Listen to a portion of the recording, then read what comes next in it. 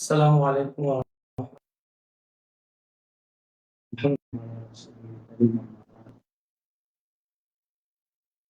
আল্লাহ তাআলার শুকরিয়া। আমরা কয়েকদিন থেকে আমাদের ধারাবাহিক আয়োজনে পবিত্র নবী সাল্লাল্লাহু আলাইহি ওয়াসাল্লাম আমাদের ক্লাস আলহামদুলিল্লাহ। আমরা গতকালকে বলেছিলাম বিজাতীয় সংস্কৃতি কওমিন পারওয়ার। এই হাদিসের ব্যাখ্যায় মুহাদ্দিসিনে আযম মুজতাহিদিনে কেরাম ওনারা কি বুঝতেন, কি ব্যাখ্যা দিয়েছেন। আমরা বারবার একটা কথা বলার চেষ্টা করি যে শরীয়তের কোনো পরিভাষা, ইলমি কোনো বিষয় আমরা মুজতাহিদ ইমামদের, মুহাক্কিক ইমামদের কাছ থেকে ব্যাখ্যা নিব। নিজেরা মুহাক্কিক হতে যাব না, নিজেরা ইমাম হতে যাব না।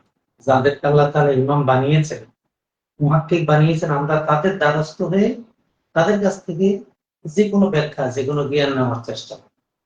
পুরো ইসলামী জ্ঞান, যে কোনো শাস্ত্রীয় জ্ঞান শাস্ত্রজ্ঞদের কাছ থেকে নিব। শাস্ত্রজ্ঞ ব্যতীত কারো কাছ থেকে জ্ঞান নেওয়া, এটা দুনিয়ার কোন শাস্ত্রেই স্বীকৃত। কোরআনের আদেশও এরকম যে তোমরা শাস্ত্রজ্ঞদের কাছ থেকে জ্ঞান আহরণ করো। আজকে আমরা ঈদ শব্দের ব্যবহার নিয়ে কথা বলতে চাচ্ছি। যে ঈদ শব্দের ব্যবহার, আমরা যে ঈদ শব্দ ঈদ-ই মিলাদুন্নবী ব্যবহার করি, ঈদ-ই মিলাদুন্নবী, আসলে এখানে ঈদ শব্দটা ব্যবহার করার কোন বৈধতা, যৌক্তিকতা আছে কি?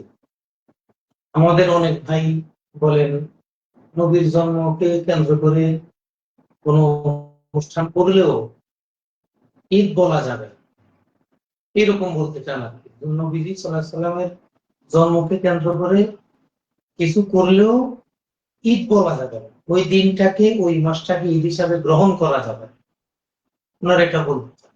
ওনারা যে করা যাবে না, এটার পক্ষে কোনো মুজতাহিদ ইমামের আকওয়াল দিতে পারেন না যে অমুক মুজতাহিদ ইমাম বলেছেন এটাকে ঈদ বলা যাবে না। কতজন মুজতাহিদ ইমাম বলেছেন ঈদ বলা যাবে না?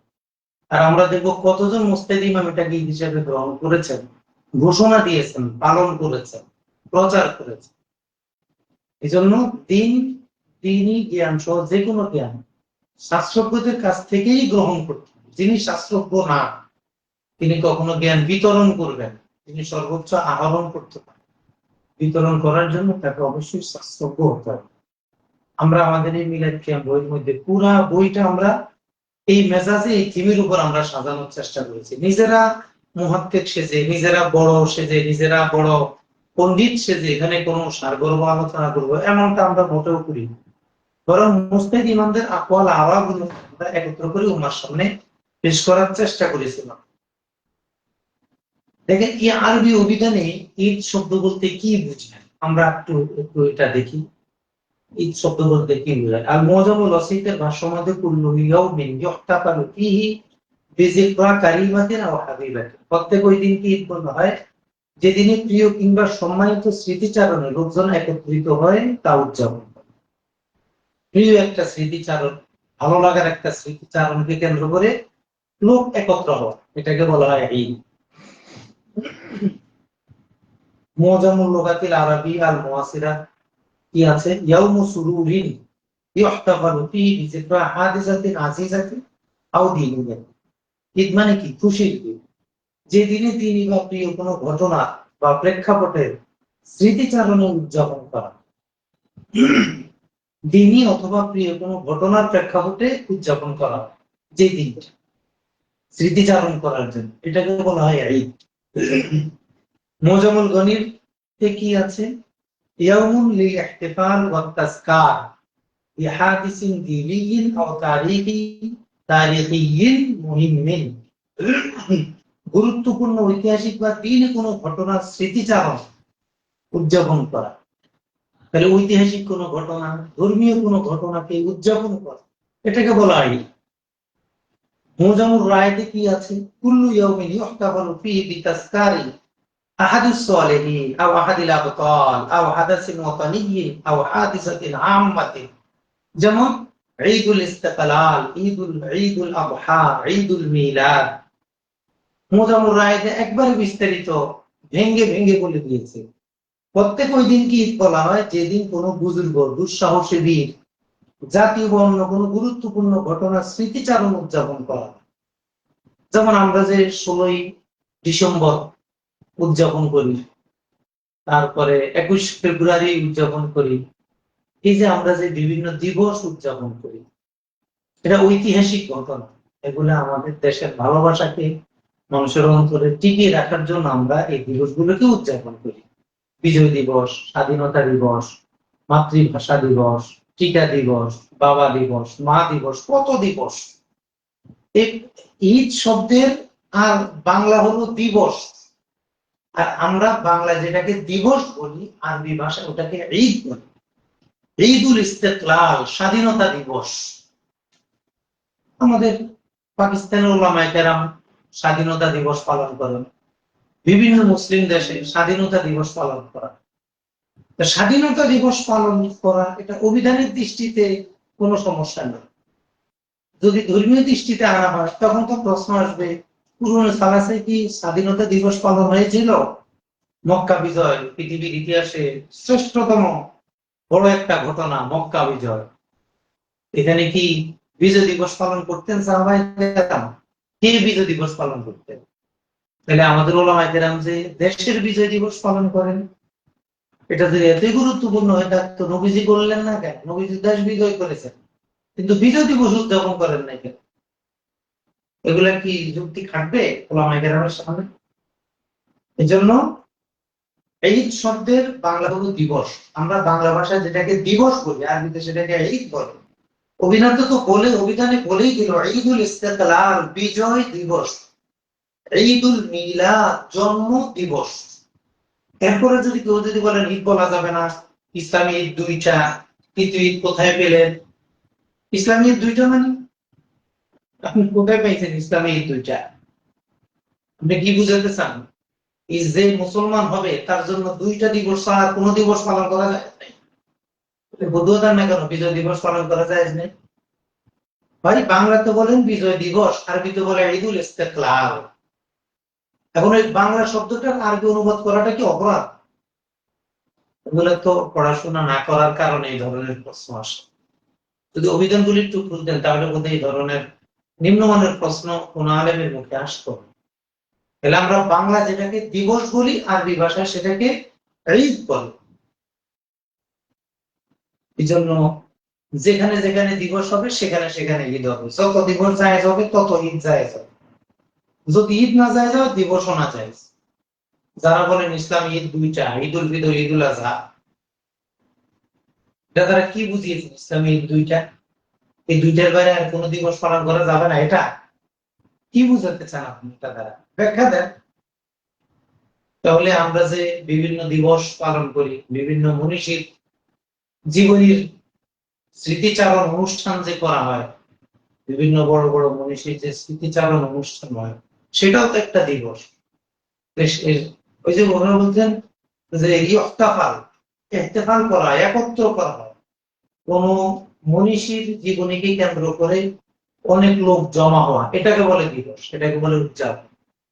তাহলে আমরা এটার বিরোধিতা করবো কিভাবে? তাহলে দেখেন, আমরা যে ঈদ বলা বেদাত বলি, ঈদ বলা যাবে না, এই কথাটা আসলে আরবি ভাষার সাথে যায় না। আরবি ভাষায় যদি ঈদের অর্থ জানতাম তাহলে আমরা বোধহয় এমনটা বলতাম না। এবং এখন ঈদে মিলাদুন নবী, আমরা তো মাসালা আগের জায়গায় আসতো যে নবীর জন্ম দিবস পালন করা কি জায়েজ বা জায়েজ না। শুধু ঈদে মিলাদুন নবী নামে কারা কারা পালন করেছে আমরা সেটা একটু দেখি। ইমাম ইবনু আব্বাদ রুন্দি মালিকি রহমতুল্লাহ আলাইহি 792 হিজরিতে ওফাত। তিনি বলেন, আম্মাল মাউলিদু ফাল্লাযী ইয়াযহারু লি আন্নাহু ঈদুম মিন আ'য়াদিল মুসলিমিন, আন্নাহু ঈদুম মিন আ'য়াদিল মুসলিমিন। মুসলমানদের বিভিন্ন ঈদের একটি ঈদ, বিভিন্ন দিবসের একটি দিবস। ওয়া মাউসিমুন মিন মাওয়াসিমিহিম, তাদের অনুষ্ঠানের, তাদের পালনের একটি অনুষ্ঠান। তাহলে মুসলমানদের যত খুশির দিন আছে, পালনের দিবস আছে, এর মধ্যে একটা গুরুত্বপূর্ণ দিবস হলো ঈদ মিলাদুন্নবী। ইমাম আবু আব্দুল্লাহ ইবনু রাসসা 894 হিজরিতে ওফাত।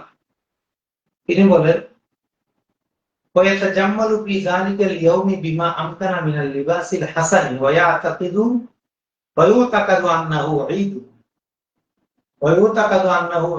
ধারণা করা হয় যে এটা ঈদ, এটা একটা দিবস। বড় বড় ইমামরা বলতেছেন ঈদ, শুধু মসজিদের ইমামরা বলতেছে ঈদ বলা যাবে, মসজিদের ইমামরা বলতেছে ঈদ বলা যাবে, আর মুস্তাহিদ ইমামরা বলতেছেন ঈদ মিনাল আয়াত, এটা ঈদ। ইমাম ইবনু জাযারি রাহমাতুল্লাহ আলাইহি 833 হিজরিতে ওফাত। তিনি বলছেন ফারাহিমাল্লাহু মুরআন ইত্তাখাযা লায়ালি শাহরি মাউলিদিহিল মুবারাকি আয়াদান। আল্লাহ তাআলা ওই ব্যক্তির প্রতি রহম করুক যে রাসূল সাল্লাল্লাহু আলাইহি ওয়াসাল্লামের জন্মের মাসের রাতগুলোকে ঈদ হিসাবে গ্রহণ করেছে। একদিন না, পুরো 29-30 দিনই। এখন উনারা কি আসলে পড়াশোনা করতেন না, না পারতেন না, না নষ্ট বুঝতেন না হাতে আন্দাজে কথা বলতেন? শাইখুল ইসলাম ইমাম খারাশি রাহিমাহুল্লাহ 1101 হিজরিতে ওফাত। ওয়াকারিয়া ফাদুল সাওমা ইয়াউমিল মাউলিদ আইলে আন্নাহু মিন আইয়াদিল মুসলিমিন। অনেক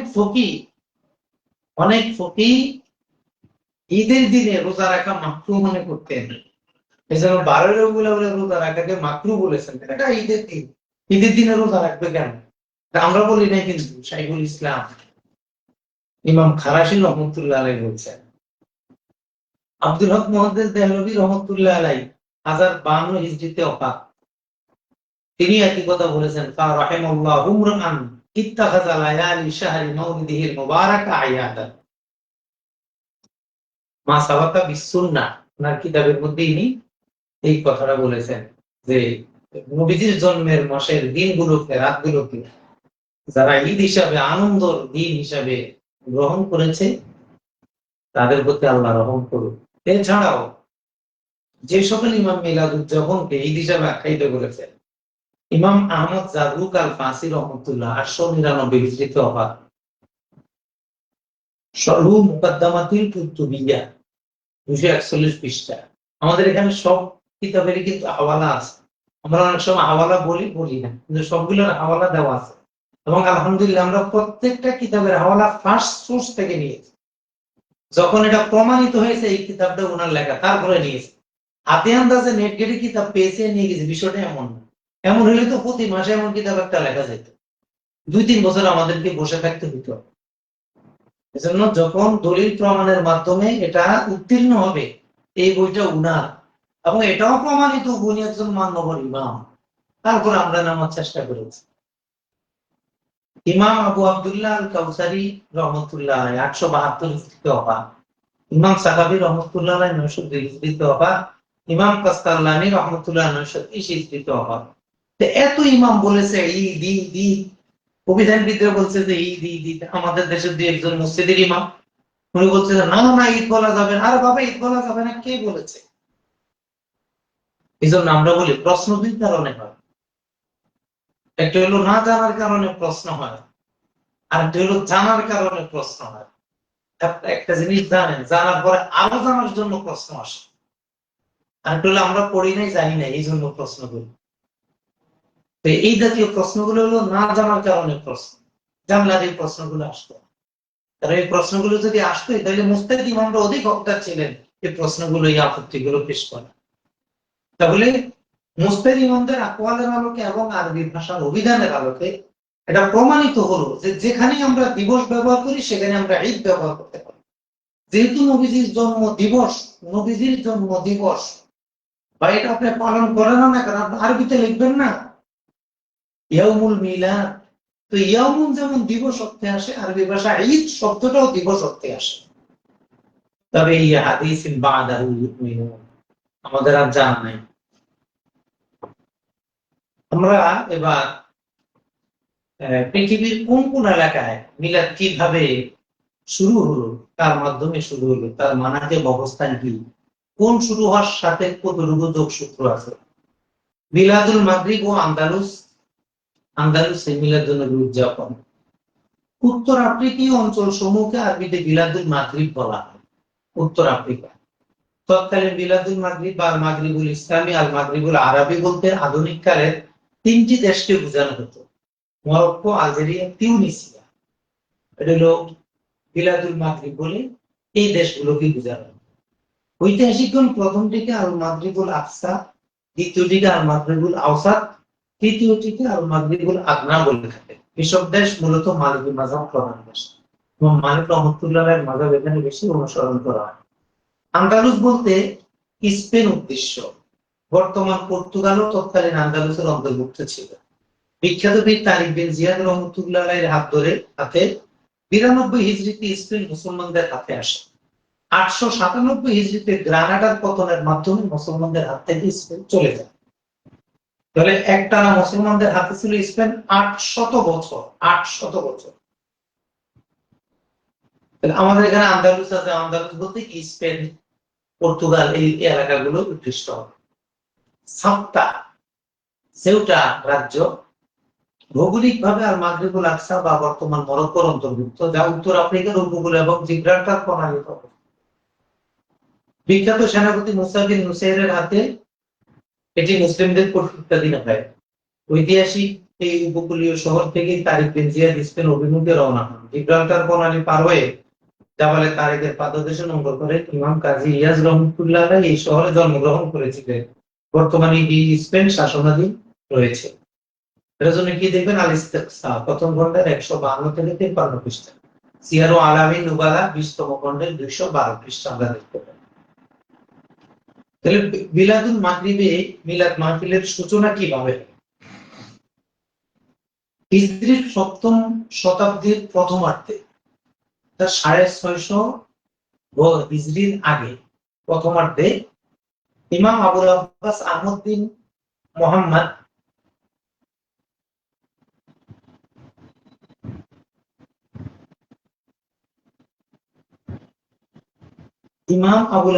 আজাফি উনি মিলাদুল মাগরিবে মিলাদ উদযাপনের বিষয়টা শুরু করেন। তিনি তৎকালীন মাগরিবের গুরুত্বপূর্ণ রাজ্য সাপ্তার কাজে ছিলেন। মিলাদুল মাগরিবের গুরুত্বপূর্ণ একটা রাজ্য সাপ্তা, ওটা প্রধান কাজে ছিলেন তিনি, আবুল আব্বাস আজাফি। মিলাদুল মাগরিবে তিনি সর্বপ্রথম মিলাদুল নবী উদযাপনের ধারণা প্রদান করেন এবং নিজ রাজ্য সাপ্তাহে বাস্তবায়ন করেন। তার এই চিন্তার পেছনে মিলাদুল মাসিক ইরাকের ইরবিলের পালিত মিলাদুল নবীর কোন সংযোগ ছিল? সংযোগ থাকবে কিভাবে? উনি করতেছেন হলো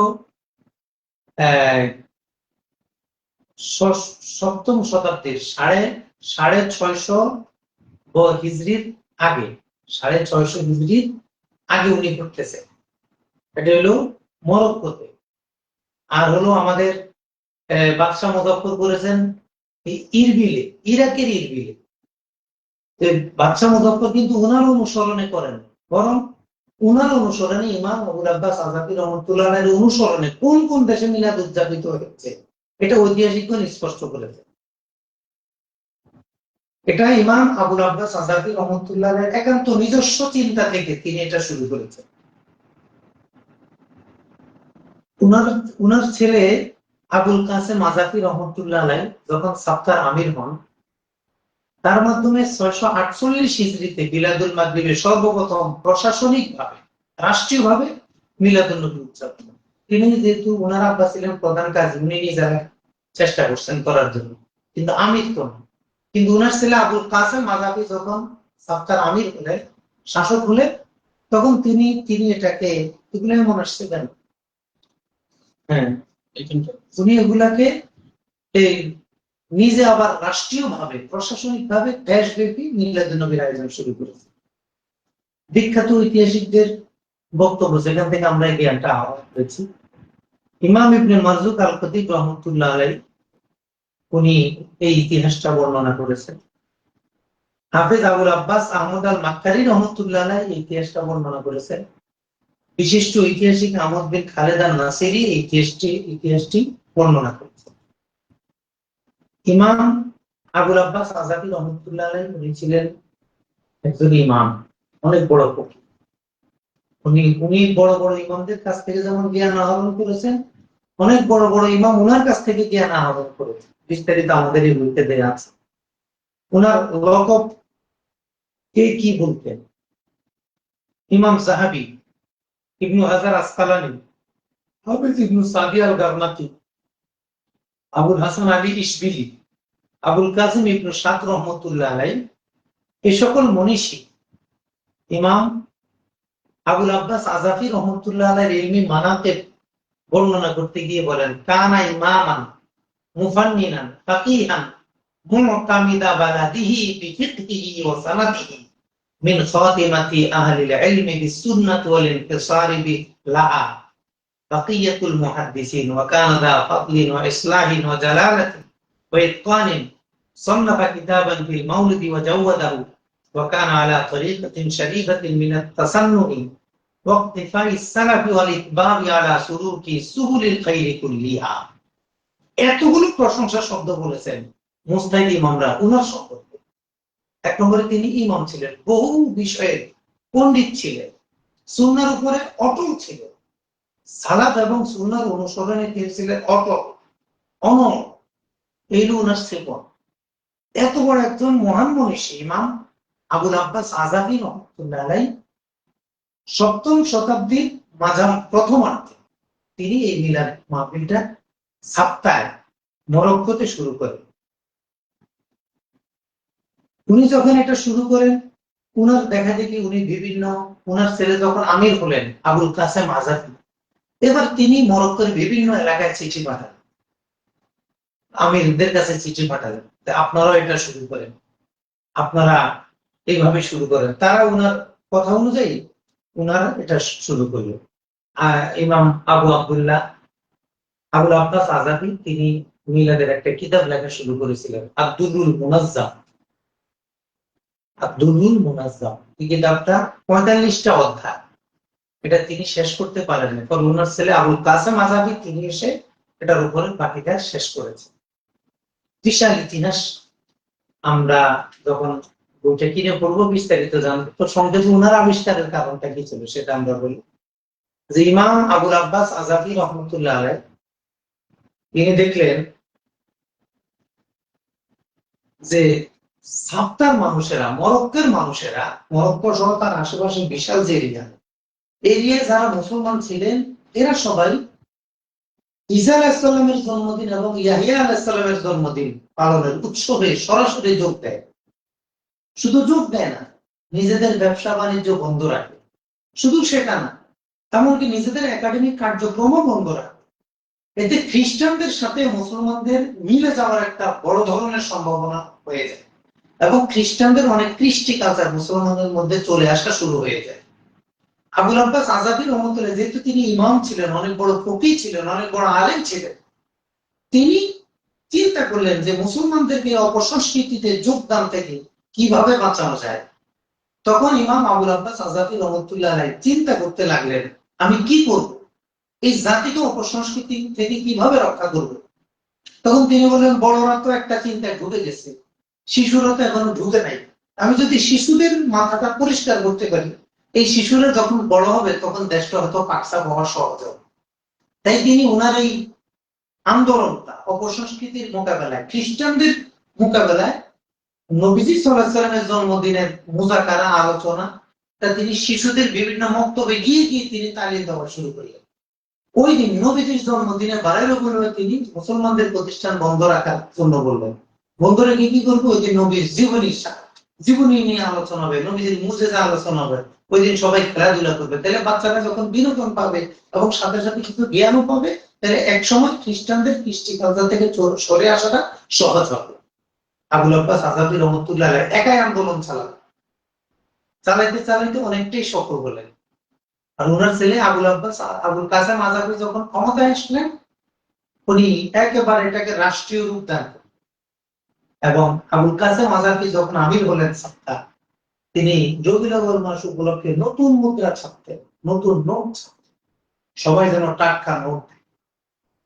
এখন আবুল আব্বাস আজাফি রহমতুল্লাহ যে মিলাদ উৎসব, উনার ছেলে আবুল কাসেম আজাফির যে মিলাদ উৎসব, এটা কি ওনারা বাপ ছেলে দুজনেই করতেন?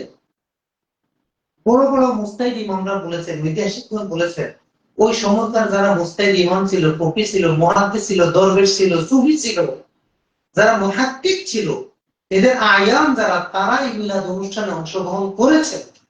দুই একজন আপত্তি করেছে আপনার এটা বেদাত বেদাত, তিনি তাদের জবাবও দিয়েছেন, তিনি তাদের উত্তরে কথাও বলেছেন, এবং তিনি বারবার বোঝানোর চেষ্টা করেছেন যে আপত্তিগুলো কিভাবে আসে আর জবাবগুলো ইলমি ভাবে কিভাবে হবে। ওনার আপত্তির জবাব দেওয়ার সময় কথাটা শুরু করেছেন কিভাবে দেখেন, فبلغني أنه انتقد على بعض من أراد أن يتكلم قبل أن يتعلم।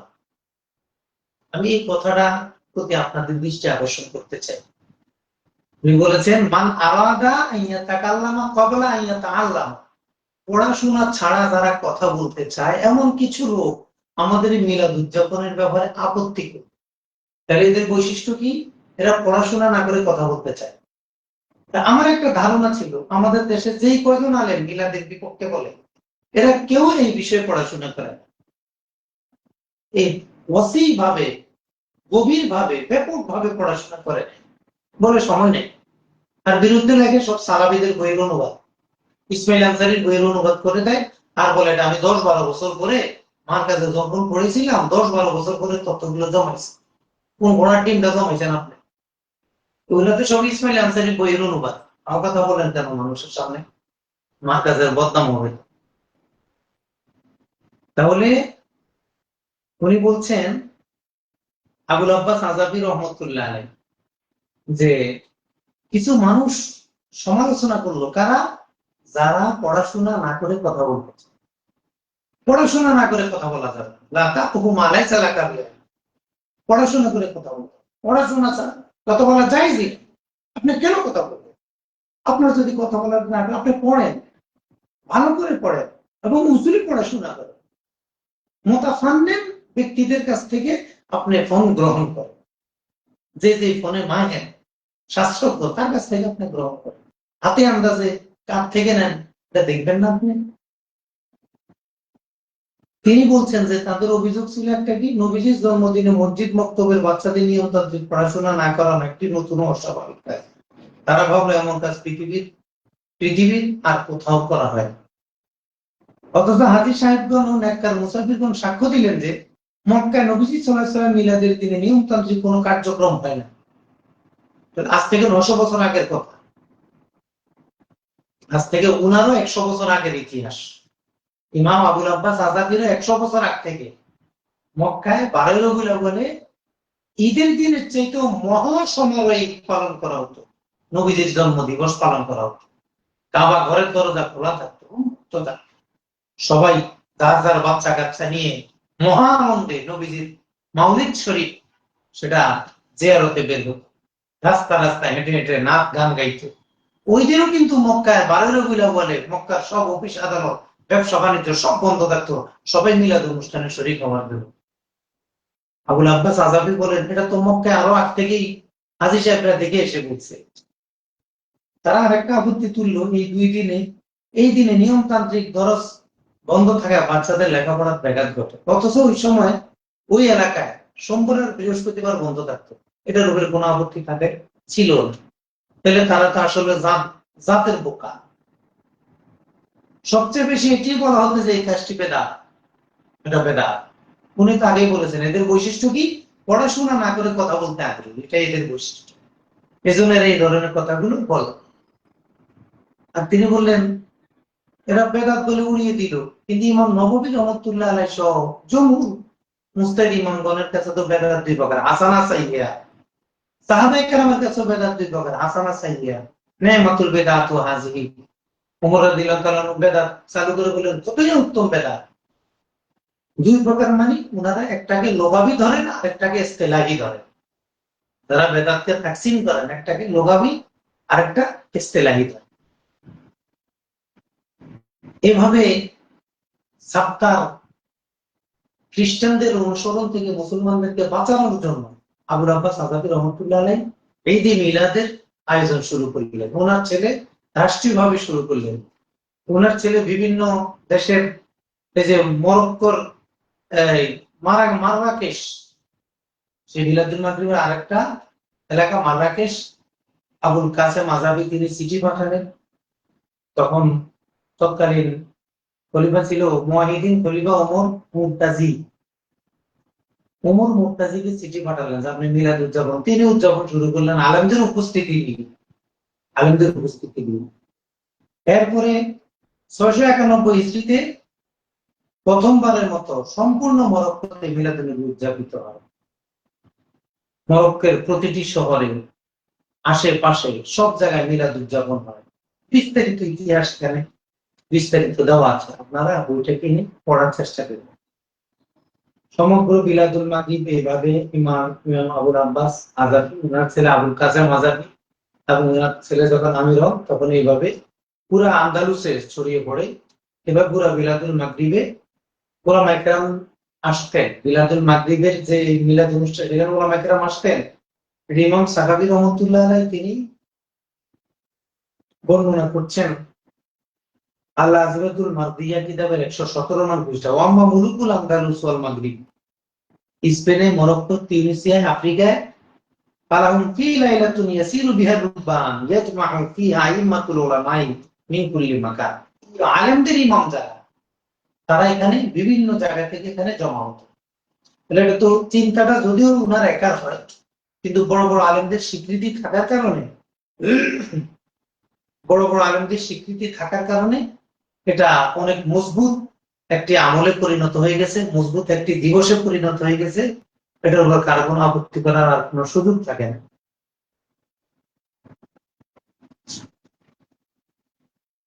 এরপরে দেখেন বিলাদুল মাসিকে কিভাবে মিলাদুন্নবী উদযাপন হয়। বিলাদুল মাসিক, বিলাদুল মাসিক বলতে সাধারণত আরব বিশ্বের পূর্ব অংশ বা মুসলিম বিশ্বের পূর্বাঞ্চলকে বোঝায়, যেমন Iraq, Syria, Lebanon, Iraq, Iran ও মধ্য এশিয়ার কিছু অংশ। তবে এখানে বিশেষভাবে ইরাক, শাম, মিশর উদ্দেশ্য। ভৌগোলিকভাবে মিশর মাসিক ও মাগরিবের মাঝামাঝি হলেও রাজনৈতিক ও সাংস্কৃতিকভাবে মাসিকের সাথে ওতপ্রোতভাবে জড়িত। তাহলে মিলাদুল মাসিকে মিলাদ কিভাবে আসলো আমরা এটা একটু দেখি। আপনারা শুনতেছেন আমার কথা? সবাই কি আমার কথা শুনতেছে? 362 হিজরিতে মিশরে ফাতিমীয়দের মাধ্যমে মিলাদুন্নবী উদযাপন শুরু হয় 362 হিজরিতে। তাদের বিরুদ্ধে বড় রাজনৈতিক প্রপাগান্ডাও ছিল, তাদের অনেক কাজে বাজে সিদ্ধান্তও ছিল। তারা শুধু মিলাদে মুস্তফাকে উদযাপন করতো না, আমরা আগে বলেছি তারা মিলাদে ফাতেমা, মিলাদে আলী, মিলাদে হাসান, মিলাদে হুসাইন, মিলাদে মুস্তফা, রাসূল সাল্লাল্লাহু আলাইহি মিলাদ সমগ্র 5টা মিলাদ উদযাপন করত। এদের ক্ষমতাটা তো এক সময় শেষ হয়ে গেল। আইয়ুবী শাসনামলে ফাতিমীয়দের সকল উৎসব বিলুপ্ত করা হলো। ফাতিমীয়দের হাত থেকে যখন নুরউদ্দিন জিনকি উনারা ক্ষমতা নিলেন, উনাদের কাছে যখন পর্যায়ক্রমে ক্ষমতাটা আসলো, তখন ফাতিমীয়দের যত দিবস ছিল সব বিলুপ্ত হয়ে গেল, সব বাদ। তাহলে ফাতিমীয়রা প্রথম মিলাদ উদযাপন করছে, তখন ওটাকে দাফনও করা হয়েছে। এই ইতিহাসটা আমাদের অনেক ভাই বলেন, উনারা বলে যে প্রথমে ফাতিমীয়রা করছে, ফাতিমীয়রা বেদাতি, অতএব এটা করা যাবে না। কেন? ফাতিমীয়রা তো আজহারও প্রতিষ্ঠা করছে, তাহলে কি আজহারে পড়া যাবে না? সেটা আজহারে জানতেন। আমাদের যে জামে আজহার ফাতিমীয়দের প্রতিষ্ঠিত প্রতিষ্ঠান, তাহলে সেখানে কি পড়া যাবে না? খারাপ লোক তো ভালো কাজ করতে পারে। এই জন্য নুসুলের আলোকে আকওয়ালুল আইম্মার আলোকে কথা বলে সবার জন্য নিরাপদ। আইয়ুবী শাসনামলে ফাতিমীদের সকল উৎসব বিলুপ্ত করে দেয়া হয়, ফলে এগুলোর সাথে মিলাদুন্নবী উদযাপন মিশর থেকে মুছে দেয়। ফাতিমী শাসনামলের একেবারে শেষ দিকে সুলতান নুরউদ্দিন জিনকি রহমাতুল্লাহ আলাইহি শাসনাধীন অঞ্চল ইরাকের মুসেল শহরে শায়েখ উমর বিন মোহাম্মদ মাল্লা রহমাতুল্লাহ আলাইহি মিলাদুন্নবী নিজস্ব চিন্তা থেকে উদ্ভাবন করে। এটা তো হলো নুরউদ্দিন জিনকি উনাদের আমলে উমর মাল্লা মুসেল শহর এই মিলাদুন্নবী উদযাপন বেলাদুল মাসিকে আবার শুরু করে। তাহলে আহলে সুন্নাহ ওয়াল জামাতের মতাদর্শী অর্থাৎ হকপন্থী লোকদের থেকে মিলাদুল মাসিকে প্রথম উদযাপন করে উমর মাল্লা রহমাতুল্লাহ। উমর মাল্লাকে আমরা বলছি সামনে উমর মাল্লা, তাহলে এখানে দুইটা ইতিহাসকে স্পষ্ট করতে হবে। ফাতিমিদের আমলে যে মিলাদুন নবী উদযাপিত হতো, আইয়ুবী আমলে ওই সকল মিলাদকে বিলুপ্ত করা হয়েছে, রাষ্ট্রীয়ভাবে বিলুপ্ত করা হয়েছে। এরপরে ওমর মোহাম্মদ মাল্লা রহমতুল্লাহ আলাইহি নিজের চিন্তায়, ঐতিহাসিকগণ কেউ বলেন নাই যে ফাতিমিদের অনুসরণে, কেউ বলেন নাই যে আবুল আব্বাসের অনুসরণে।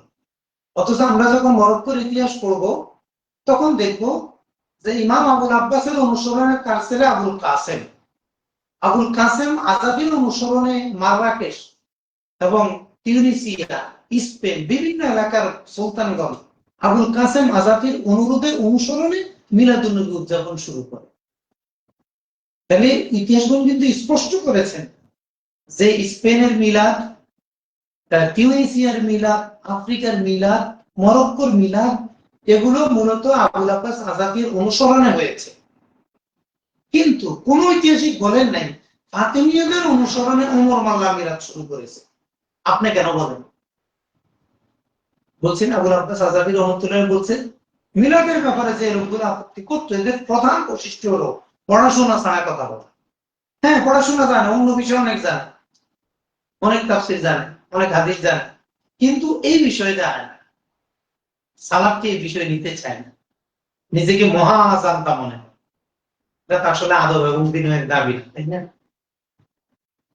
তাইলে বিলাদুল মাসিকে ইরাকের মুসেল শহরে ওমর মাল্লা রহমতুল্লাহ আলাইহি সর্বপ্রথম এটা শুরু করে। ওমর মাল্লার ওফাত হলো 570 হিজরি, মানে ষষ্ঠ শতাব্দীতে ওনার ইন্তেকাল, জন্ম। তাহলে আমরা বলতে পারি ষষ্ঠ শতাব্দীর মাঝামাঝি বিলাদুল মাশরিকে মিলাদ উদযাপন ওমর মাল্লা করেন। ষষ্ঠ শতাব্দীর মাঝামাঝি বিলাদুল মাশরিকে ইরাকের মুসেল শহরে ওমর মাল্লা মিলাদ উদযাপন করেন। আর উনার 100 বছর পরে সপ্তম শতাব্দীর প্রথমার্ধে আবুল আব্বাস আজাবি রহমতুল্লাহ আলাইহি মিলাদ অনুষ্ঠান শুরু করেন ওমর মাল্লার 100 বছর পরে। তাহলে বিলাদুল মাগরিবে মিলাদ অনুষ্ঠান শুরু হওয়ারও 100 বছর আগে বিলাদুল মাশরিকে মিলাদ অনুষ্ঠান শুরু হয়েছে। এই দুইটার পার্থক্য প্রায় 100 বছর। দেখছেন পৃথিবীতে কিভাবে মিলাদটা ছড়ানো, এবং এক এলাকার লোকের সাথে আরেক এলাকার এমনি কোনো যোগাযোগ নেই। এমন নয় যে একজনের অনুসরণে আরেকজনের শুরু করেছে। কোন ঐতিহাসিক বলেন না আবুল আব্বাস আজাবি ওমর মাল্লার অনুসরণে শুরু করেছে। দেখেন ঐতিহাসিকগণ কিন্তু বলেছেন বাদশাহ মুজাফফর রহমতুল্লাহ আলাইহি ওমর মাল্লার অনুসরণে শুরু করেছে রাষ্ট্রীয়ভাবে। তাহলে ঐতিহাসিকরা তো তারা তো পড়াশোনা করে লিখছে না, করছে না। আমরা কেন বলি যে ফাতিমিদের অনুসরণে? এজন্য যারা বলেন যে ফাতিমিদের অনুসরণে মিলাদ মাহফিল শুরু হয়েছে, এদের পরিচয় ইমাম আবুল আব্বাস আজাবি নিজেই বলেছেন যে এই সকল ব্যক্তিরা পড়াশোনা না করে কথা বলতে চায়, পড়াশোনা না করে কথা বলাকে পছন্দ করে। এটা তো একটা রোগ, মহারোগ। এই রোগের চিকিৎসা নিজের কাছে, নিজে যদি ইসলাম না হন কেউ দিতে পারবে না। ইমামদের দৃষ্টিতে ওমর মাল্লার অবস্থান, ইমাম আবু শাবা মাকদিসি 665 হিজরিতে ওফাত। তিনি ওমর মাল্লা সম্পর্কে মূল্যায়ন করছেন। ফাকানা বিল মাওসিলে শাইখুন সালিহুন ইউরাফু বি ওমরা মাল্লা, ওমর মাল্লা নামে পরিচিত একজন সৎ নেককার শাইখ ছিলেন মুসলিম। ওয়া কানা যা মারিফাতিন বিআহকামিল কুরআন ওয়াল আহাদিসিন নাবাবিয়্যা। ইমাম আবু শামা রহমাতুল্লাহ ওমর মাল্লার মানাকে বর্ণনা করতেছে। আর আমাদের মিলাদ বিরোধী ভাইরা ওমর মাল্লার নাম নাই কেমনে? আদব কায়দা থাকে। অথচ না 14 গোষ্ঠীর উস্তাদরে আরো 10 বছর গুণ দিলেও ওমর মাল্লার নখের সমান হবে না। ওমর মাল্লার সিফতে ইমাম আবু শামা কোন শব্দগুলো ব্যবহার করছেন আপনি একটু খেয়াল করে দেখেন ভাই। ওয়া কানা যা মারিফাতিন বিআহকামিল কুরআন ওয়াল আহাদিসিন নাবাবিয়্যা ওয়া কানা আল উলামা ওয়াল ফুকাহা ওয়াল মুলুক ওয়াল উমারা ইয়াদুরুনাহু ফি যাওয়ায়াতিহি ওয়ায়াতাবাররাকুনা বিহিম্মাতিহি ওয়ায়াতায়াম্মানুনা বিবারাকাতিহি। বুঝেন তার শান কত বড়, বড় বড় আলেম, বিভিন্ন দায়িত্বশীল, রাষ্ট্রীয় দায়িত্বশীলরা তার কাছে ফায়দা নেওয়ার জন্য আসতো।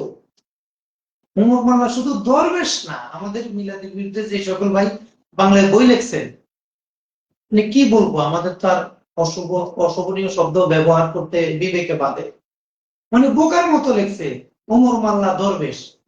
এ ভাই, ওমর মাল্লা কি দরবেশ? এখানে কি দরবেশ বলছে? যা মারিফাতিন বিআহকামিল কোরআন ওয়াল আহাদিসিন নাবাবিয়্যা, এর অর্থ কি দরবেশ? আপনাদের কে বলছে উলুম হাদিস পড়তে? কে বলছে আপনাকে মার্কাজের বারান্দা দিয়ে হাঁটতে? কোথায় ফেলাবেন তো আপনারা দেশের গর্বিত জায়গাগুলোকে। যা মারিফাতিন বিআহকামিল কোরআন, এটার অর্থ কি দরবেশ? আমাদের বাইরে অনুবাদ করে দরবেশ, মানে কি অবস্থা আমাদের! হিংসা। ওয়ালা ইয়াজরিমান্নাকুম শানানু কওমিন আল্লাহ তা'দিলু, এই আয়াতগুলো আমাদের মনে রাখা দরকার। কোরআন হাদিসের আহকাম সম্পর্কে তিনি বিশাল জ্ঞানী ছিলেন, বেশ ভালো জ্ঞান ছিল।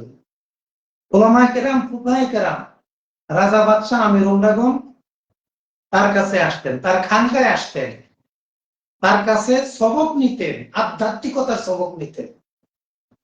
তার আমলি বয়ানে তারা বসতেন, তার আমলি হিম্মত থেকে বরকত লাভের আশা করত, তার বরকতে নিজেদেরকে সিক্ত করতে চাইত। অর্থাৎ সচিব, তারপরে প্রধানমন্ত্রী, রাষ্ট্রপতি যারা ছিলেন বিভিন্ন দেশের, ওই সময়কার সুলতানরা ওমর মাল্লার খানকায় আসতো। ওমর মাল্লা শুধু দরবেশ না, দেখেন তিনি অনেক বড় মাপের একজন আলেম। কেমন আলেম দেখেন, সামনে আসবে। উলামায়ে কেরাম যদি কোনো ফুকাহায়ে কেরাম যদি কোনো মাসালায় আটকে যেতেন, ওমর মাল্লার কাছে এসে এটা হল করতেন। লিখে দিয়েছে ওমর মাল্লা এক দরবেশ শুরু করছে। আমাদের দেশের মানুষের মন এত ছোট সংকীর্ণ, আমি যদি আপনার বিরোধিতা লাগে, আপনার কোনো গুণ, কোনো ভালো দিক আমার চোখে আর পড়ে না, তো যাতে আমরা ওমর মাল্লাকে বলতেছে দরবেশ, এক দরবেশ শুরু করছে। এক দরবেশ মানে জামা পিছন দিয়ে বটা, লুঙ্গিটা উঁচা নিচা, কাঁধে একটা ছাতা, কাপড়ের একটা গাঠি, কেমন মনে করছেন আপনি? প্রধানমন্ত্রী, সচিব, রাষ্ট্রপতিরা উনার খানকায় আদবের সাথে নতজানু হয়ে বসে থাকতো, উনার কাছ থেকে আধ্যাত্মিকতার সবক নিত। আমার কাছ থেকে নাই কেন? এই ব্যক্তির নাম হলো ওমর মাল্লা রাহমাতুল্লাহ। যেন মানুষের মানাকেবকে, মিলাদকে ইনকার করতে গিয়ে মানাকেবকে ইনকার করা হচ্ছে। এত বড় সুই আদবের আচরণ আমাদের দেশে বড় বড় আলী ইলম থেকে প্রকাশ পায়। এরা আবার আমাদের দেশে বড় আলী ইলম, এই দেশের আলী ইলমের কি অবস্থা! সুলতান নুরউদ্দিন জিনকি রহমতুল্লাহ ও মোল্লা ওমর মাল্লা। ইতিহাসের কিংবদন্তি ইসলামী শাসক সুলতান নুরউদ্দিন মাহমুদ জিনকি রহমতুল্লাহর সাথে ওমর মাল্লা গভীর সম্পর্ক ছিল। জিনকি রহমতুল্লাহ প্রায় তার খানকায় যেতেন, তার সাথে সময় কাটাতেন, রাষ্ট্রীয় গুরুত্বপূর্ণ বিষয়ে পরামর্শ করতেন। ইমাম আবু শামা রহমতুল্লাহ আলাইহি বলেন, ওয়াকানা নুরউদ্দিন মিন আখাসসি মুহিব্বিহি, ওয়াকানা নুরউদ্দিন মিন আখাসসি মুহিব্বিহি, তার বিশেষ লোকদের একজন ছিল নুরউদ্দিন। ইয়াস্তাশিরুহু ফি হুদুরিহি ওয়া ইকাতিবু ফি মাসালিহি উমুরিহি। নুরউদ্দিন জিনকি তার কাছে পরামর্শ নিতেন, পরামর্শ চাইতেন, তিনি পরামর্শ দিতেন। এবং নুরউদ্দিন জিনকি মুসলের যে প্রতিনিধি ছিল, রাষ্ট্রীয় প্রতিনিধি, তাকে বলতেন যে ওমর মাল্লার অনুমোদন ছাড়া কোন প্রত্যাদেশ, কোন বিধান তুমি বাস্তবায়ন করবে। বুঝেন ওমর মাল্লা কোন ধরনের দরবেশ? মানে ওই এলাকার প্রধানকে নুরউদ্দিন জিনকি রহমতুল্লাহ বলে দিয়েছেন। এগুলো আসতেছে সিরিয়ালে। ইমাম বদরুদ্দিন আইনি রহমতুল্লাহ আলাইহি তিনি এই ধরনের কথা বলেছেন যে তার কাছে বড় বড় আমি ওমরা নুরউদ্দিন জিনকি সহ ওনারা আসতেন। এই মোল্লা ওমর এই ওমর মাল্লা, ওমর বিন মোহাম্মদ বিন মাল্লা, উনি এই মিলাদ অনুষ্ঠান শুরু করেন কোথায়?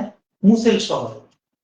তিনি ব্যক্তিগতভাবে শুরু করছেন, রাষ্ট্রীয় রূপ দিতে পারে না, কারণ তিনি তো রাষ্ট্রীয় প্রধানটা তার কাছে আসতো। এবং নুরউদ্দিন জিনকি, উনারা সবসময় সুন্নতের উপর ছিলেন অত্যন্ত পাবন্দ এবং বেদাতের ব্যাপারে ছিলেন অত্যন্ত কঠোর। সেই নুরউদ্দিন জিনকির শাসন আমলে, শাসনাধীন এলাকায় ইরাকের মুসেলে মিলাদুন নবী পালন করেন, এটা নুরউদ্দিন জিনকি জানবেন না? ওমর মাল্লাকে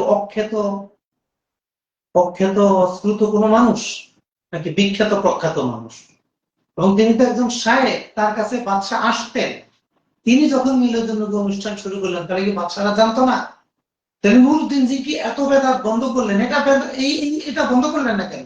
তাহলে নুরউদ্দিন জিনকি নিজেও জানতেন যে এটা বেদাত না। আর নুরউদ্দিন জিনকি আমরা কি মনে করি? নুরউদ্দিন সেনাপতি শুধু, উনিও বড় একজন আলেম ছিলেন। নুরউদ্দিন জিনকি উনি নিজেও কিন্তু বড় একজন আলেম ছিলেন। সব ইতিহাসের কিতাবে এইভাবে দেওয়া আছে যে আবু শামা মাকদিসি বলেন ওনার মিলাদের যে বর্ণনা,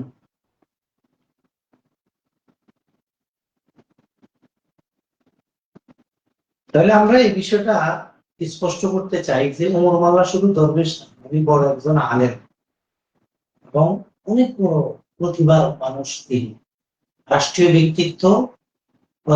ব্যক্তিত্বরা তার সান্নিধ্যে আসতো এবং তিনি যখন শুরু করেছেন কেউ এটাকে এনকার করেন নাই, বরং ঐতিহাসিকগণ বলছেন বড় বড় ইমাম তার এখানে উপস্থিত। দলাহু বিকুল্লি সানাতিন দাওয়াতুন বিশারিল মাউলিদ ইয়াহদুরু ইনদাহুল মুলুকু ওয়াল উমারাউ ওয়াল উলামাউ ওয়া ইয়াহতাফিলু বিযালিকা।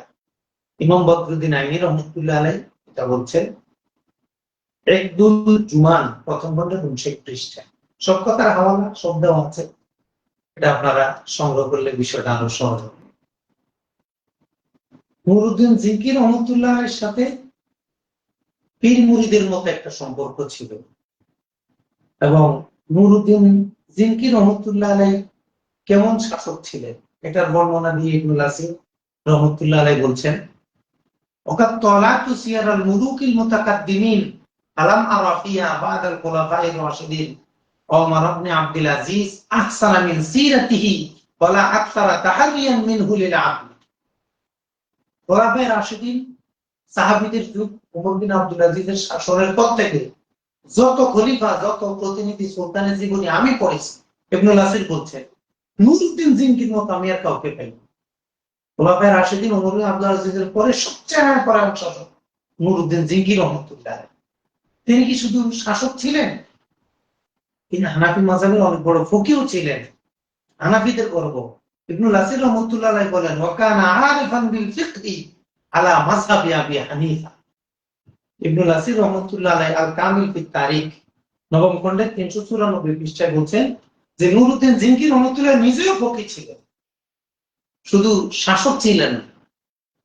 ইমাম ইবনুল ইমাদ রহমতুল্লাহ আলাইহি বলেন ইয়াহদুরু ইনদাহুল ফুকাহা ওয়া ইয়াসআলুল ফুকাহাউ আম্মা উশকিলা, যে তার কাছে ফুকাহে কেরাম আসতো, এসে তাকে বিভিন্ন মাসালা জিজ্ঞাসা করে। নুরউদ্দিন জিনকি কেমন ছিলেন, কেমন লোক ছিলেন, তাই না? আর আমরা যেভাবে একবার উড়ে দিয়ে দেই সাধারণ মানুষ, নুরউদ্দিন জিনকি রাষ্ট্রপতি, তিনি আর কি পারেন, কি জানেন? উনি অনেক বড় আলেম ছিলেন, হানাফি মাযহাবের বড় একজন ফকিহ ছিলেন, তাকে উপাধি দেওয়া হতো লাইসুল ইসলাম, ইসলামের সিংহ। ইসলামের সিংহ তার উপাধি। তার কাছে ওলামায়ে কেরাম আসতেন, ওলামায়ে কেরাম ওনাকে প্রশ্ন করতেন, উনি উত্তর দিতেন। তাহলে নুরউদ্দিন জিনকিও কিন্তু ফকিহ, ওদিক দিয়ে ওমর মাল্লাও ফকিহ। তাহলে এক ফকিহ আমিরের অধীনে আরেকজন ফকিহ শুরু করেছে, এমন ফকিহ শুরু করেছে যার কাছে আমির সাহেব নিজে সোহবত নেওয়ার জন্য আসত। এলো বিলাদুল মাশরিকের সূচনা মুসেল শহরে ওমর মাল্লা রহমাতুল্লাহ। ওমর মাল্লা ব্যক্তিগতভাবে করত। বাদশাহ মুজাফফর উদ্দিন রহমতুল্লাহ আলাইহি, তিনি সালাউদ্দিন আইয়ুবী রহমতুল্লাহ আলাইহি আপন বোন জামাই। আপন দুলাভাই সালাউদ্দিন আইয়ুবী রহমতুল্লাহ আলাইহি বলেন না রবিয়া খাতুন, এই রবিয়া খাতুনকে এই বাদশাহ মুজাফফরউদ্দিনের কাছে দিয়েছেন। কেন বিবাহ দিয়েছেন? কারণ বাদশাহ মুজাফফরউদ্দিন রহমতুল্লাহ ছিলেন সুলতান সালাউদ্দিন আইয়ুবীর একান্ত বিশ্বস্ত সেনাপতি, যে কোনো যুদ্ধে হারেন। উনাকে যতটা আপনারা সিয়ার পড়েন, বেদায়ে নেহা পড়েন, দেখবেন যে বাদশাহ মুজাফফরউদ্দিন রহমতুল্লাহ আলাইহি কেমন সেনাপতি, যে কখনো কোন যুদ্ধে জীবনে হারেনি। এমন একজন মহান সেনাপতির নাম হলো বাদশাহ মুজাফফরউদ্দিন কুতুবুরী রহমতুল্লাহ। উনার আনুগত্য, পরেশগারি, তাকওয়া এগুলা দেখে সালাউদ্দিন আইয়ুবী উনার ভক্ত হয়ে আপন বোনকে এই সেনাপতির কাছে বিবাহ দিল।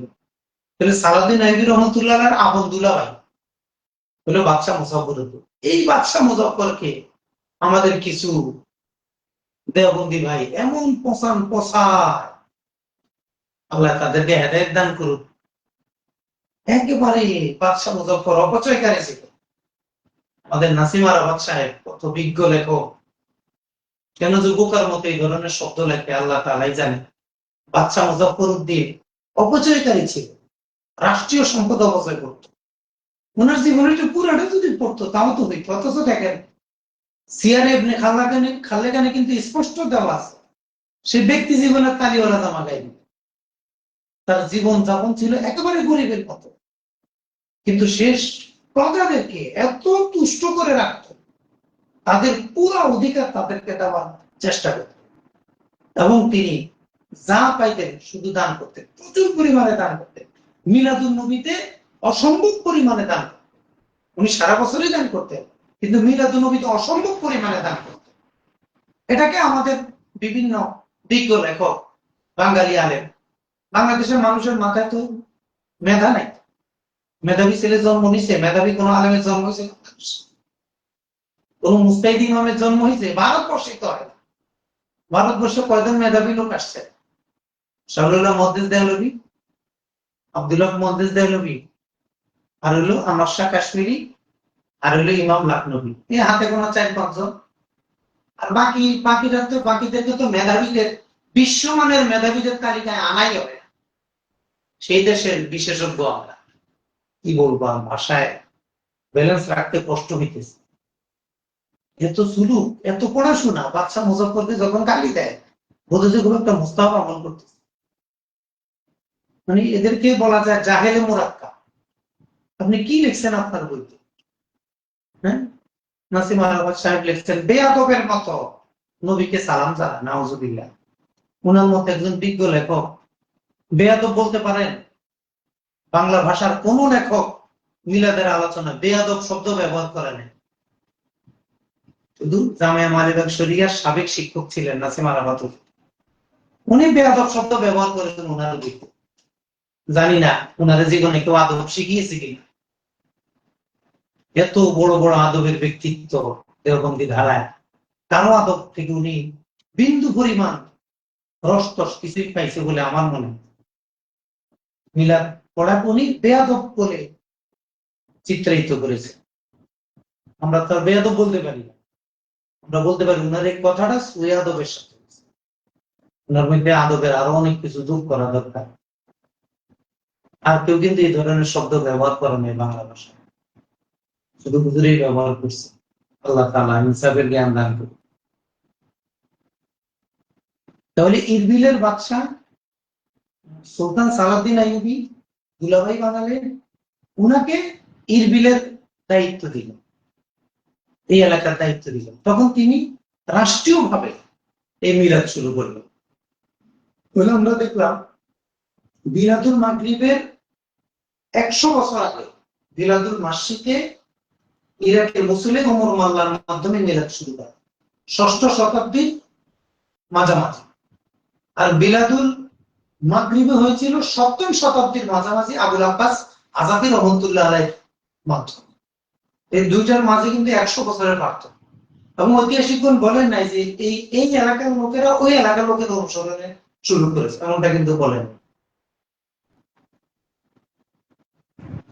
তাহলে ওমর মাল্লা, এরপরে বাদশাহ মুজাফফর হোসেন, উনার বিশাল আলোচনা আপনারা যখন ইতিহাস পড়বেন দেখবেন। আর আমাদের বাঙালি মিলাদ বিরোধী ভাইরা বাদশাহ মুজাফফর এমন মানে অপচয় অপচয় অপচয় অপচয়, শুধু অপচয়। কি বলবো আসলে, আমাদের ভাষা ব্যালেন্স রাখতে কষ্ট হয়ে যে বিষয়টা থেকে চলে যাইতে চাইতেছি যে বাচ্চা মুজাফফরকে নিয়ে আমরা আর কথাই বলবো না। আপনারা শুধু সিয়ার ও আলামিন নোবেলাটা পড়েন, পৃথিবীর কোন ঐতিহাসিক বাচ্চা মুজাফফরকে খারাপ বলছে কি? আপনার একটু আল্লাহ রাস্তা পড়েন। বেয়াদব শব্দ ব্যবহার করতে পারেন, পড়াশোনা করতে পারেন না? লজ্জা হয় না? পড়াশোনা না করে লেখেন কেন বই? কোন লজ্জা বই লেখেন? পড়াশোনার অভ্যাস নাই, কি পড়ছে না? সিয়ার পড়েন। পৃথিবীর কোন ঐতিহাসিক বাচ্চা মুজাফফরকে খারাপ বলছে কিনা আপনি বলেন, কে বলছে? আমরা পড়ছি। কয়টা ইতিহাস বলেন? আলহামদুলিল্লাহ পড়ছি। যত সিয়ার উনারটা পাওয়া যাইতে পারে যে কয়টা কিতাবে প্রায়গুলা পড়ছি আলহামদুলিল্লাহ। কে উনাকে খারাপ বলছে? বাদশাহ মুজাফফরকে অপচয়কারী বলছে? কেউ খারাপ বলেন? কোন মুস্তাহিদ ইমাম, ইমাম ইবনে কাসির বলেন, ইমাম যাহাবি বলেন, ইবনে খাল্লাকান বলেন। আর ইবনে খাল্লাকান তো উনার এলাকার লোক। ইবনে খাল্লাকান বলেন আমি যা লিখছি সব দেখে দেখে লিখছি। আরো লিখতাম বিস্তারিত, বেশি বড় হয়ে যাবে বিদায় আর লিখলাম না। আমি খুব অল্পই লিখেছি। ইবনে খাল্লাকান তো কি শুধু ঐতিহাসিক? উনি ইমাম না? উনি ফকি না? উনি আলেম? বোকাদের মতো কথা বলেন, বলি কেন? কিভাবে বলে বাদশাহ মুজাফফরকে? বোঝা যায় আমাদের মানে প্রচলিত বর্তমান সময়ের কোন শাসকের মতো অপচয়কারী ছিল, রাষ্ট্রীয় সম্পদ অপচয় করত। বোকার স্বর্গের প্রধানমন্ত্রী। বাদশাহ মুজাফফরের বিরুদ্ধে পৃথিবীতে একজন বলছে, শুধু একজন, আহমেদুল মাওলা ভাই। উনার কিতাবে ওই একজনের আমি রাত 10টায় উনার বইটা পড়ে সাথে সাথে তাহমিদুল মাওলা ভাইকে ফোন দিয়েছিলাম, আপনি আপনার বইতে ইয়াকু থামামি দাওয়ায় আনলেন আর মুস্তাহিদ ইমামটা দেখলেন না, সেটা আনেন না কেন? তো ভাই অনেক আগে লিখছি, তো কি লিখছি আসলে দেখতে হবে। হইতে পারে অনেক বিনয়ী মানুষ, অনেক বড় আলেম মানুষ, কিন্তু এই কারচুপির অভ্যাস কেন আমাদের? উলুমে হাদিস নিয়ে আমরা পড়ি, বড় বড় শাইখদের তত্ত্বাবধানে পড়ি। এই পড়ার অর্থ কি এটা যে আমরা ইতিহাস চুরি করব? ইয়াকুত হামাবি মোজামুল বুলদানের মধ্যে, এটা তো আমরা ইসমাইল আনসারীর আলোচনায় বলেছি। সে এক চোর, ইতিহাস চোর, আবার বাংলা ভাষায় কিছু ইতিহাস চোর বের হয়েছে, ইতিহাস চুরি করিলে। অথচ গানে অনেক কিছু আসল গানে। এগুলা কি কেতমানে এলেম না? এই পড়াশোনা করি লাভ কি? এত তাকাসুস করে লাভ কি যদি কেতমানে এলেমই করেন? ইয়াকুত হামামি মোজামুল বুলদানের মধ্যে তিনি বাদশাহ মুজাফফরের সমালোচনা করেছেন। কি সমালোচনা? সে জুলুম করত, মানুষের প্রজাদের সম্পদ নষ্ট করত, এটা সমালোচনা করছে। অথচ এত বড় বড় ইমামরা এত সিয়ার তারাজিমের কিতাব লিখলো, রেজালের কিতাব লিখলো, কেউ কিন্তু বাদশাহ মুজাফফরের সম্পর্কে জানার জন্য ইয়াকুত হামামির এই রিওয়ায়াতটা বর্ণনাই করে না। তাদের কিতাবে স্থানই দেয় নাই। কোন ইমাম ইয়াকুত হামামি থেকে রিওয়ায়াত করে নাই। আপনি কেন রিওয়ায়াত করলেন? এত বড় স্পর্ধা আপনাকে কে দিল ভাই? ইবনে খাল্লাকানের চেয়ে বড় ঐতিহাসিক, ইবনে কাসিরের চেয়েও, ইবনে আসিরের চেয়েও, সুইদদের চেয়েও, সাহাবীর চেয়েও আপনি বড় ঐতিহাসিক, আসকালানির চাইতেও বড় ঐতিহাসিক, কেন করলেন ভাই এটা? ইয়াকুত হামামি বাদশাহ মুজাফফরের বিরুদ্ধে বলল শুধু একজন, এবং তার এই বলাটা কোন ইমাম রিসিভই করে নাই, বর্ণনাই করেন না, তাদের কিতাবে আনেনি নাই। তাহলে আমি কেন বর্ণনা করব? এটা কি ইনসাফ? একটু বলেন ভাই, এটা কি ইনসাফ হবে? ওই পুস্তক লেখার সময় একবারে লাগাম থাকে না, বেয়াদব পর্যন্ত লিখে ফেলে মনে করে সব এলে আমার পকেটে আল্লাহ দিয়ে দিচ্ছে, আর দুনিয়াতে যা আছে সবগুলো গর্ত ভেতর। বোকারাই বাকিদেরকে বোকা মনে করে, যারা বোকা তারাই অন্যদেরকে বোকা মনে করে, জ্ঞানীরা অন্যকে জ্ঞানী মনে করে। ইমামদের জীবনে বললে এমনটাই বোঝা যায়। আমাদের খুব কষ্ট লাগে যখন এই ধরনের বই বাজারে বিক্রি হয়, বাংলা বাজারে দোকানে দোকানে বিক্রি হয়। আমাদের কমি ভাইরা, দেওবন্দি ভাইরা একবার বস্তা ভরে বই এগুলো কিনি। হুজুরে বলছে, আমাদের হুজুরে বলছে যেহেতু তাইলে এটাই সঠিক, এটা নিয়ে শিখছো সারা জীবন। কি শিখলা আল্লাহ জানে রে বাবা। তাহলে ইয়াকুত হামামির বর্ণনাটা কেন গ্রহণযোগ্য না? এক নম্বর হলো কোন ইমাম তার এর একটা, দ্বিতীয়ত হলো ইয়াকুত হামামি ওই এলাকায় সফরে গিয়েছিলেন। ইয়াকুত হামামির বাড়ি ইরবিলে না, তিনি অন্য এলাকার, ওখানে গেছেন সফরে। সফরে যাওয়ার সময় দুই একজন মানুষকে জিজ্ঞাসা করছেন, তো একটা দেশের মধ্যে একটা লোক যতই ভালো কাজ করুক না কেন, দুই একজন কি বিরোধী থাকতে পারে না? সিদ্দিকুল জাওজি তো মেরাত জামানের মধ্যে এটা বলছেন যে বাদশাহ মুজাফফরের বিরুদ্ধে দুই একজন লোক অন্যায় ভাবে তার বিরোধিতা করেছে। এটাই আমার ধামাবি রাওয়ায়াত করে। ইবনে খাল্লাকানের বাড়ি ওই জায়গায়, বাদশাহ মুজাফফরের এলাকায়। সবাই কিন্তু ইবনে খাল্লাকান থেকে ইতিহাসটা নিছে, ইয়াকুত হাওয়ানি ওনার থেকে নেয় না, কারণ উনি তো মুসাফির, উনি বুঝবে কি? চেক সাবাব বুঝবে, আসতে চলে গেছে। উনি তো এলাকার ভালো খারাপ লোক চিনে না, এটা তো ইবনে খাল্লাকান চিনে এলাকার ভালো লোককে খারাপ। ইমামরা একটা জবাব দিয়ে গেছেন, আজ থেকে 600-700 বছর ধরে জবাব দিয়ে যাইতেছেন, এখনো আমাদের পেট ভরে না। কি ধরনের বাজে কাজ, জায়গায় জায়গায় লিফলেট বিতরণ করতেছে। ওই উত্তরার কোন ভাই, এটা লিফলেটটা আমি ইনশাআল্লাহ অন্য একদিন কথা বলবো, যে আসলে এটার মধ্যে কি কি দুর্নীতি হইতেছে, কোথায় কোথায় ব্যবহার হইতেছে।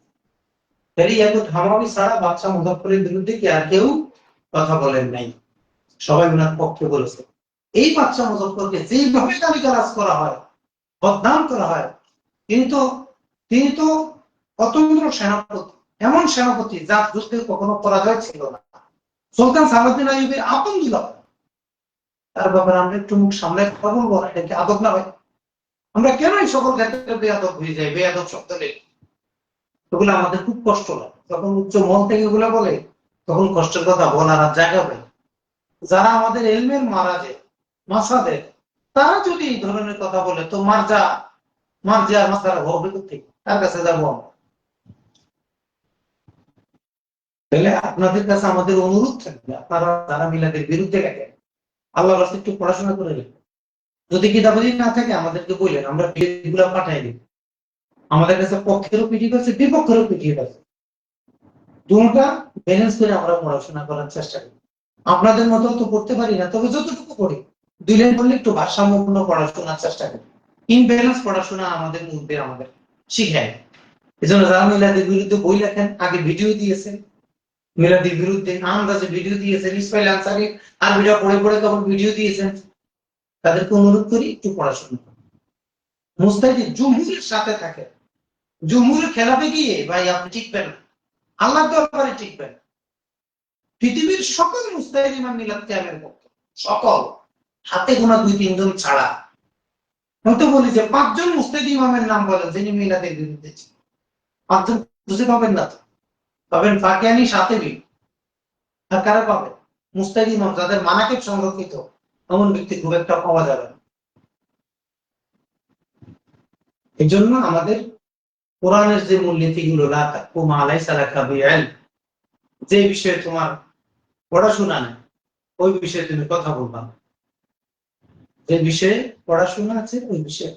ইমাম আবুল আব্বাস আজাদী রহমতুল্লাহ কিন্তু এই বিষয়টাই শনাক্ত করছেন, যে কিছু লোক পড়াশোনা না করে কথা বলতে চায়, যখন পড়াশোনা না করে কথা বলতে চায়, এবং এরাই এই ধরনের উল্টাপাল্টা করে।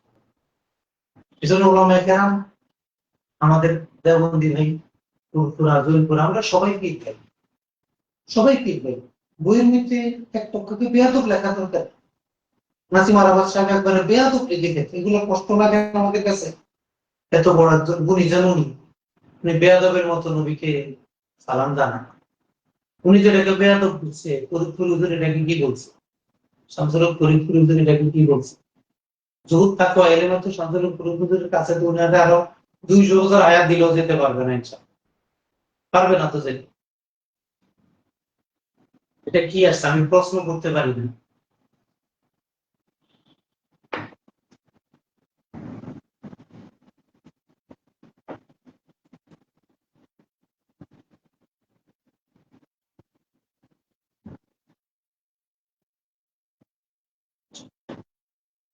আমরা একটু আপনাদের প্রশ্ন উত্তর দেই, আজকে একটু বেশি গান চলে আসছে, আল্লাহ তাআলা মাফ করুক। এটা আমাদের স্বল্প এলেমের কারণে মূলত এমন হয়, বড় আলেমরা এমন করে না। তো কম এলেম তো এই জন্য বাজে বেশি, আসে বেশি। আল্লাহ মাফ করুক সবাইকে। আচ্ছা, আমরা তো 2 এলাকার মিলাদের কথা বললাম না, বিলাদুল মাসি, বিলাদুল মাগরিব। বিলাদুল টেনশন আমরা কালকে বলবো। এইচএম মিনহাজুর রহমান ভারতবর্ষে ঈদ মিলাদুন্নবী উদযাপনের ইতিহাসটা জানতে চাই। ইনশাআল্লাহ সামনে সেটা বলবো যে ভারতবর্ষে কিভাবে আসলো, কতটুকু সংগ্রহ করা সম্ভব হয়েছে। আমাদের আরেকটা সমস্যা হলো আমরা তথ্য পেলেই নিতে পারি না। তথ্যটা নেওয়ার মতো মন মতো হলে তারপরে, এজন্য আমরা অনেকের মধ্যে কিন্তু অনেক তথ্য দিতে পারি, তবে যতটুকু তার আলহামদুলিল্লাহ ততটুকু কিন্তু যাচাই বাছাই করে নেওয়া হবে।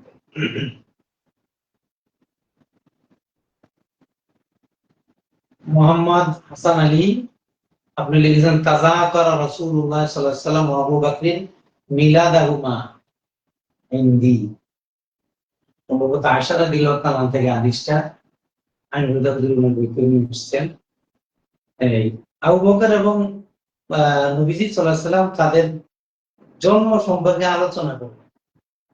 মানে এটা আমরা বলি, যারা বলে যে জন্মের আলোচনাই করে না, নবীজি নিজের জন্মের আলোচনাই করে না, জন্মের আলোচনা করছে তো এই যে তাযাকারা।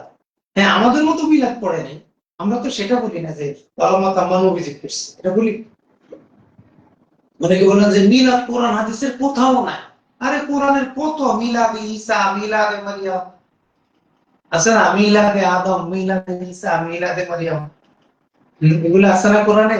কোরআন হাদিসের কোথাও মিলাদ নাই। না, হয়তো আমাদের প্রচলিত এই নির্দিষ্ট সিস্টেমের মিলাদ নাই, কিন্তু জন্মের আলোচনা আছে। আমি একজন হুজুরকে আলোচনা করতে শুনছি, উনি বলতেছেন যে আপনি এক জায়গায় বেড়াতে গেলেন, একজনে আপনার জন্মকালীন আলোচনা শুরু করলো। উনি যখন মায়ের পেটে ছিল, উনি যখন জন্ম হইল, এটা কেমন দেখা, এটা মানুষ কি ভালো চোখে দেখবে? তখন সবাই হ্যাঁ ঠিক আছে, আসলে জন্মের আলোচনা তো ভালো না। ওই যে যখন বোকাদেরকে প্রশ্ন করবে, তার বোকার মাথায় উত্তর দিবে। অথচ আল্লাহ তাআলা কিন্তু কোরআনে বিভিন্ন নবীর মিলাদে আদমের আলোচনা করেছে, মিলাদে ঈসার আলোচনা করেছেন, মিলাদে মারিয়ামের আলোচনা করেছেন।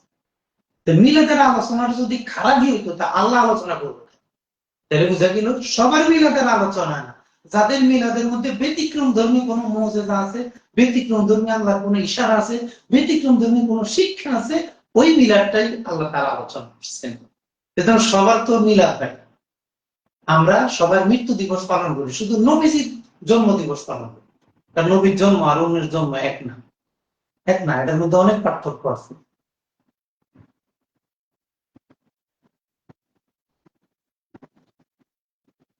তাহলে এটা দ্বারা আমাদের প্রচলিত মিলাদকে বোঝানো হয়, বরং মিলাদের আলোচনা, কার জন্ম আগে কার জন্ম পরে, জন্ম নিয়ে আলোচনা, এটাই করেছে। আর আমরা এটাই বুঝেছি, আমরা এর সাথে বেশি কিছু এখানে বুঝাই নেই। এমডি সানাউল্লাহ, আপনারা বেল্লবী এবং দেওবন্দির মাঝে পার্থক্য কিভাবে করেন? কেন দেওবন্দি আর উভয় দল থেকে কোনটি অধিকতর হকের উপর রয়েছে? আসলে এগুলো তো ফেরকাগত কথা, এগুলো এক একজন এক এক ফেরকার লোক এক এক রকম, সব লোক একরকম, সব দেওবন্দি হুজুরের মেজাজ একরকম। দেওবন্দীদের মধ্যে এখন অনেকে আছেন নজদি বিরোধী, মোহাম্মদ বিন আব্দুল্লাহ নজদি বিরোধী, অনেকে আছেন এখন ওনার পাঁচ এটায় পাঁচ আটাও আছে, আবার বিরোধী আছে। তাহলে সব দেওবন্দি তো একরকম হইল না। আবার রেজা খানি, বেল্লবী, ওনাদের মধ্যে তো অনেক বেদাতি আছে, তারা পড়াশোনা নাই, কোনো কাজ নাই, শুধু আলবল কথা বলে, পড়াশোনা ছাড়া কথা বলে, দলিলহীনকে দলিল বানায় দেয়। তাহলে আমরা কার থেকে কাকে তুলনা করবো? যে যে এলেমে আমলে আগানো সে ভালো।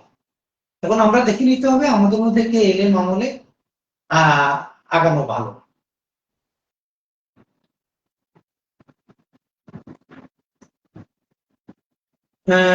উভয় দল থেকে কোনটি অধিকতর হকের উপর রয়েছে? আসলে যে হকের উপর আছে সে হকের উপর, এখন কে হকের উপর কে বেহকের উপর, তো তার বর্ণনা ছাড়া বোঝা যাবে কিভাবে? কারণ আমরা তো দেখলাম যে সামষ্টিক অবস্থা কারোই একরকম না, প্রত্যেকের মধ্যে ভিন্ন ভিন্ন অবস্থান দেখা যায়। এই জন্য সামষ্টিক ভাবে আসলে কিছু বলা যাচ্ছে না। এই জন্য সব দেওবন্দি যেমন একরকম না, সব বেল্লবী একরকম না, সবার মধ্যে কি পার্থক্যের সুযোগ আছে এবং বাস্তবতাও আছে। আপনারা তরিকাগত এবং মাসলাকগত দিক দিয়ে কাদের বেশি নিকট? আমরা তো দেওবন্দি আর ফুরফুরা তো পীর ভাই, এটা তো আমরা বলেছি যে আমরা পীর ভাই, আমাদের সবার পীর এক সাইদ আহমদ বেল্লবী রহমতুল্লাহ, অতএব আমরা সবাই পীর ভাই। এতে আমাদের কোনো সমস্যা নেই। যেন আমাদের মধ্যে আকীদার বড় ধরনের দূরত্ব নেই। শুধু সাম্প্রতিক কিছু দেওবন্দি ভাইয়ের মধ্যে সালাফিয়ত ঢুকে গেছে মনের অজান্তে, এই জন্য উনি সালাফিদের পক্ষে বলে। উনি জানে না সালাফিদের পক্ষে নিলে মুরব্বী সহ সব জায়গাতে হয়ে যাবে, এটা অবুঝ অবুঝ দেওবন্দি। আমরা উনাদেরকে অবুঝ দেওবন্দি বলতে পারি, অবুঝ দেওবন্দি, যে সালাফের আসলে অত গভীরতা নাই উনাদের মধ্যে, না উনারা নদীর পক্ষে যেতেন। মোহাম্মদ শরীফুজ্জামান বিলাদুল মাসিকি আলোচনা থেকে প্রায় 2 মিনিট আওয়াজ আসে না। বিলাদুল মাসিক বলতে আমরা তো এটা পরে তো বারবার আলোচনা হয়েছে যে আমাদের এই ইরাক, সিরিয়া, লেবানন, ফিলিস্তিন এইসব এলাকা সৌদি আরব মুসলিম দেশগুলো বুঝাইছে, এখান থেকে ওমর মাল্লা শুরু করছে। এরপরে বাদশাহ এই দিলের বাদশাহ মুজাফফর শুরু করছেন। ওই বিলাদুল মাগরিব হলো 100 বছর আগে শুরু হয়েছে। তো অনেক সময় হয়ে গেল, আল্লাহ তাআলা আমাদেরকে এই বিষয়ে পড়াশোনা করার তৌফিক দান করুন এবং ভাষা সামঞ্জস্য, সমন্বয়, ভারসাম্য রেখে কথা বলার তৌফিক দান করুন। আসলে ভাষার ভারসাম্য রক্ষা করা অনেক কঠিন, আমরা অনেক সময় ব্যর্থ হয়ে যাই। আল্লাহ তাআলা আমাদেরকে ক্ষমা করুন।